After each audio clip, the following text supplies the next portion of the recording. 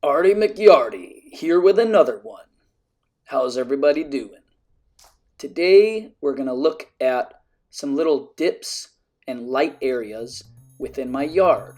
Right now I'm just showing a couple examples, but they're a little lower undulations within the yard. And not only are they kind of dipping and undulating, but in some cases they fill up with water when it rains hard with those tropical storms. And other cases, as you can see here in this example, the grass is light, it's lighter in color, it's a little bit more sparse, it's not doing as well. In some of these cases, it's also because I've sprayed them with weed killer and killed off weeds, but then in doing so, I weakened the grass a little bit. So what I'm going to do is a little bit of lawn sand leveling with simple play sand. Now you can use either silica sand, which is highly recommended, or you can use play sand, which is also a good option. It's very fine and it just goes right into the base, into the soil underneath the crowns of the grass, and it gives it that nice base, solid base. And guess what? Sand is a great thing to use to level your lawn with those undulations because it's sterile. You don't have all the weeds and all the other nonsense that comes with it, such as a topsoil. Now, I chose play sand because, hey, if it's safe for kids, it's safe for me and it's safe for my lawn. I don't have to worry. Silica sand is a great alternative. Just keep in mind, you don't want to breathe that in while you're applying it. In addition to the sand, I mixed in a little bit of black cow. Black cow is a form of compost and manure and very rich in nutrients and very rich soil. Great additive to add in there. Just keep in mind that's not what you want to only use when you're leveling out some dips and undulations, because it is biodegradable. It is soil, it is microorganisms, so that will all kind of go into there, and the sand is what's going to stay there, if that makes sense. So I mixed the two together. Good rule of thumb, you can mix every time you have one bag of sand, you get one bag of black cow, right? There is no right or wrong to it. It's kind of what you feel that you want to use. I just had a couple bags of sand and a couple bags of black cow. That's all I threw down right now, just to kind of show you a quick video on what you want to do to level out your lawn. And this is good old, you got it, tried and true St. Augustine Floritam grass. Enjoy the video.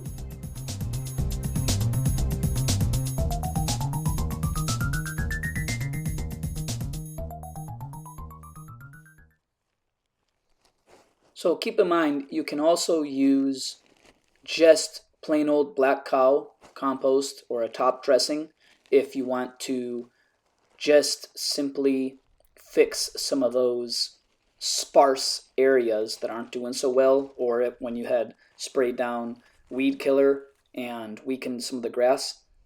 Just a heads up, if you don't have those undulations, if you don't have those dips or those low spots. So one thing, when you do have the low spots on those dips, you don't want to go more than 1 to 2 inches at a time. So once the grass thickens up, grows in and grows above that sand, then you can do another application if you feel like you still need to raise that up. But do it 1 to 2 inches at a time. Also, if you don't have those dips, like I said, you can just do black cow. I highly recommend using black cow instead of a top dressing in those weaker spots, and you can spread them out. And as you can see, I have a very simple method. I just use a push broom. I use the back edge of it to pull and push the sand and the black cow and spread it nice and even. And I don't stop until I make sure all the little crowns, all the little heads of the grass tips are sticking up so they can get the sunlight and they can breathe. If they're not sticking up and they're all underneath, then they'll suffocate and die. So just keep that in mind. And yep, I use the brush over here, the brush side, to kind of just brush it off.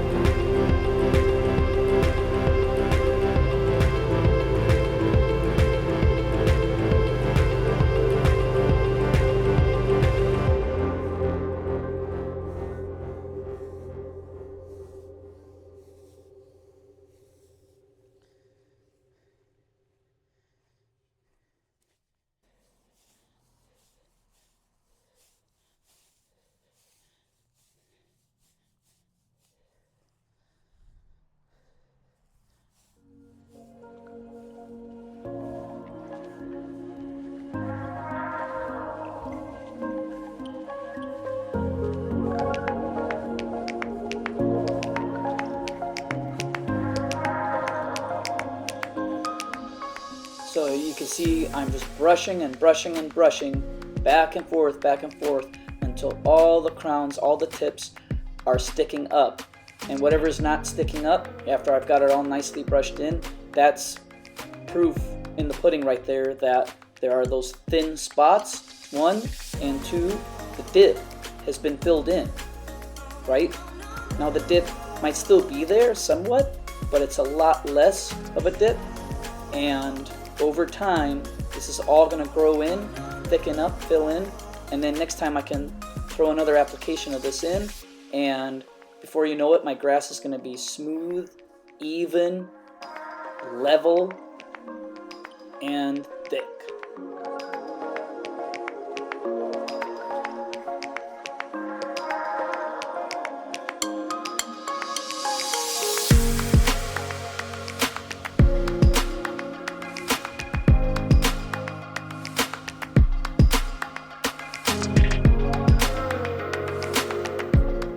Here's the final product. As you can see, it's looking pretty darn good. Now, I'm ready to have some fun. I'm gonna spray some good old microgreen for some nutrients, added nutrients, and a little bit of liquid fertilizer to go with it.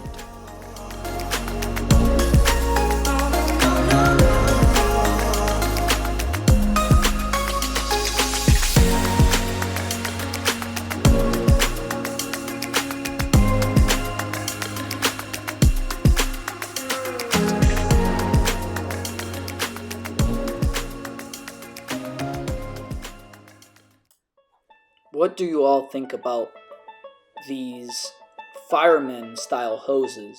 This particular one I have is a 100-footer and it's made by Gorilla. I'm not a huge fan of it, other than the water pressure I think is really good when I compare it to my other hose in the backyard. It's one of those flex hoses that's in the backyard. But this one is a pain in my booty when it comes to kinks. It constantly kinks, and you have to completely unwind the whole thing, the whole 100 feet, like a nut across the entire yard, across the neighbor's yard, across the common property. Then you turn it on so it's nice and straight and the kinks go out. But as soon as you move it any given moment, it kinks up all over again. Other than that, it's a fantastic hose. Alright, let's get to spraying. Green Punch 1801, that's my fertilizer. I'm going to throw a little bit of that in, not too much. And this is the main one I'm really hankering for, is some microgreen 002. Microgreen, this is going to give me some good micronutrients, especially since I harassed the grass with all this sand and sweeping with that push broom. There you can see my tank sprayer, ready to rock and roll, baby.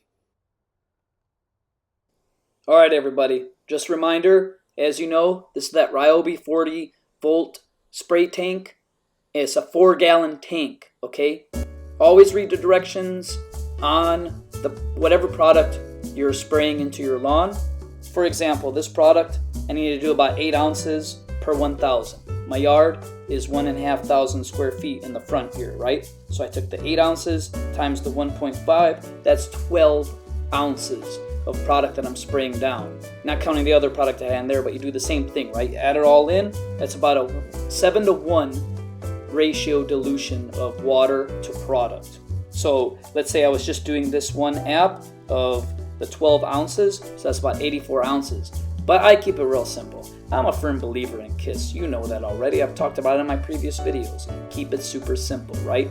So one thing I always do, every 1,000 square foot product that I put in, that's a gallon of water, okay? So each application per 1,000, I throw 128 ounces of water in there. Yes, that's why you see me going back and forth like an absolute nut, because it's a little bit more diluted. But hey, it gives me a little bit more walk time as well, but I'm walking through my yard probably 2, 3, 4 times overlapping with the product, right? Because it's so far diluted. But it's a little bit safer too, end of the day. Also, I got that pretty badass dual tip on the spray wand. Look at that bad boy go. Look at it go. Hey, did you notice something else? I'm wearing pants. You don't see that out often, except for when I'm spraying. I like to put pants on. I call it suiting up. I got my pants, they're waterproof, they're tactical, and I have my rubber boots from Rubbermaid. What do you think of them boots? And then I got my gloves. If you want to go a little crazy, you can put on some latex gloves underneath your normal work gloves. If you want to get even crazier, you can put a face mask on, because yeah, that's right. I tasted some iron, some boron. I tasted a lot of weird things. It was pretty windy. We had maybe about 12, 15 mile gusts of wind, and every time that gust came through, I tasted it. Wasn't fun, not pleasant. So you do you, I do me. Don't forget to have some safety glasses on. I always highly recommend the polarized glasses. You can see a little bit better what you're doing, where you're spraying. Same thing when you're cutting the grass as well. And don't forget, I have the setting at a medium setting. When you get your tank for the first time, have a lower setting. Don't turn that dial all the way up, because you might run out of the product way too fast. You got to test your walking speed out and how much product comes out with your walking speed. You might be taller, 6.5 foot tall. You might be like me, a shorter person. I'm pretty short, maybe about 5'10" on a good day. So just keep that in mind. I have my turn dial set to medium, setting right in the middle there, even keel, and it's pretty good for me. It works. Well, that about does it for me, Artie McYardie, with another one. Another day complete. Yes, I did water all the product in, about 10 minutes per zone. Good to go, daddy-o. Time to go for a walk, enjoy my time with the kids. They just got home from school. I'll see you in the next one.